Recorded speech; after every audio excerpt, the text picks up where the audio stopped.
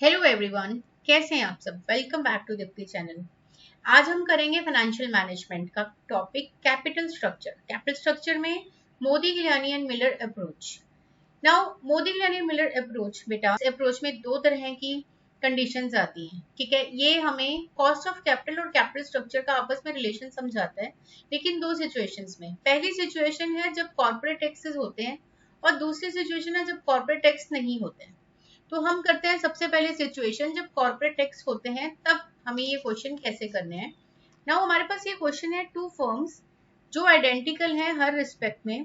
Firm ए date use नहीं करती है, मतलब वो अनलीवर्ड है। ठीक है, जो फर्म डेट नहीं यूज करती वो अनलीवर्ड होती है, और जो डेट यूज करती है वो लीवर्ड होती है।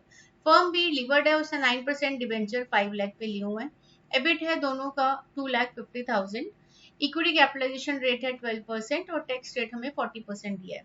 नाउ सबसे पहले हमने मोदी गिलानी मिलर अप्रोच में हमने सबसे पहले निकालेंगे value of unlevered firm. Unlevered firm है यहाँ पे ए, तो वैल्यू ऑफ अनलीवर्ड फर्म होती है earning after tax over capitalization rate, equity capitalization rate.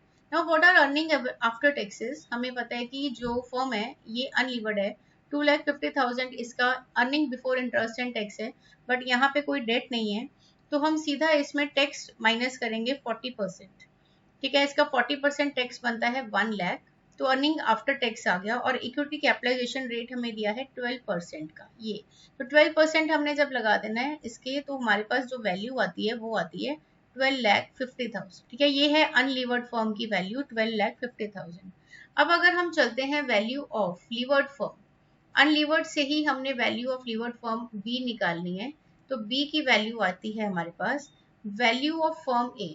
जो फर्म ए की वैल्यू है, ठीक है, उसमें हम प्लस करेंगे जो आपका टैक्स रेट है, उसको आप मल्टीप्लाई कर दीजिए डेट के साथ। जितना डेट लिया है उसके ऊपर आप टैक्स रेट लगा दीजिए, यानी कि इतनी उसकी सेविंग्स रही हैं। तो वैल्यू ऑफ फर्म ए है हमारे पास 12,50,000। ठीक है, और डेट है हमारे पास 5 लाख। 5 लाख 40% आप अगर टैक्स रेट लगा देंगे तो उस वो बनता है हमारे पास 2 लाख। तो इस तरह से जो वैल्यू आएगी हमारे पास लीवर्ड फर्म की, वो 12,50,000 प्लस होता है उसमें 2 लाख रुपीज, यानी लीवर्ड फर्म की वैल्यू आती है 14,50,000 रुपीज। तो ये तो वो केस है जहां पे कॉर्पोरेट टैक्स एग्जिस्ट करते हैं। अब उस केस पे आते हैं जहां कॉर्पोरेट टैक्स एग्जिस्ट नहीं करते हैं। इस केस में हम वैल्यू कैसे निकालते हैं। हमारे पास केस है, company has earnings of 1 lakh. एक कंपनी है जिसकी अर्निंग्स 1 लाख है और रिटर्न ऑन इन्वेस्टमेंट जो है वो 12.5% एक्सपेक्टेड है।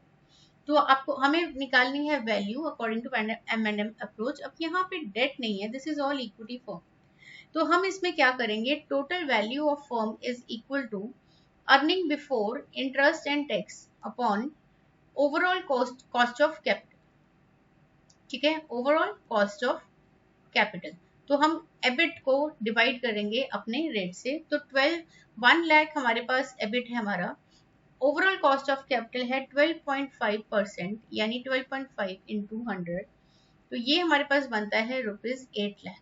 तो ये वो केस है जहां पे टैक्सेस नहीं है और टोटल वैल्यू ऑफ फर्म हमें निकालनी होती है according to M&M approach. I hope कि आपको ये समझ में आ गया हो, and for more videos stay connected with my classes, पढ़ो commerce with Deepti. Thank you so much.